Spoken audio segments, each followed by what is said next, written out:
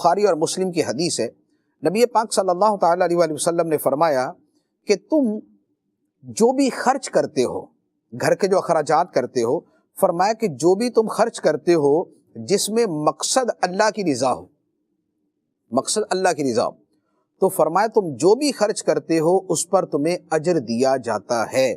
حتیٰ کہ جو لقمہ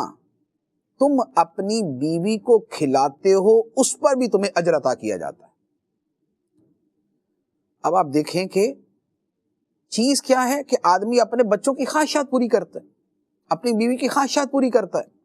وہ انہیں اچھا کھانے لا کے دیتا ہے، پھل لا کے دیتا ہے، گوشت لا کے دیتا ہے، کوئی اور ان کے جو ہے لباس وغیرہ لا کے دیتا ہے، یا اور ان کی جائز خواہشات پوری کرتا ہے، تو یہ تو زندگی کے ایک لازمی امور ہیں،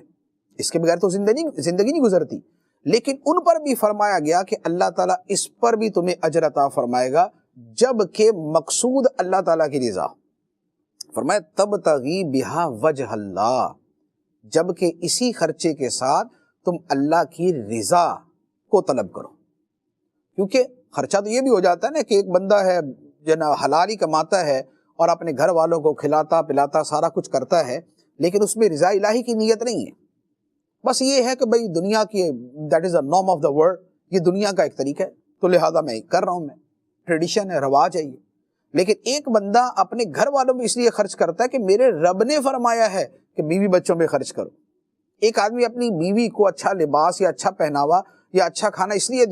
دیتا ہے کہ خدا نے فرمایا ہے کہ بیویوں کے ساتھ حسن سلوک کرو۔ ایک آدمی اپنے بچوں پہ اس لیے خرچ کرتا ہے کہ خدا نے میری ذمہ داری رکھی ہے، میری ذمہ داری بنائی ہے کہ ان بیوی بچوں کا خرچہ میرے اوپر لازم ہے،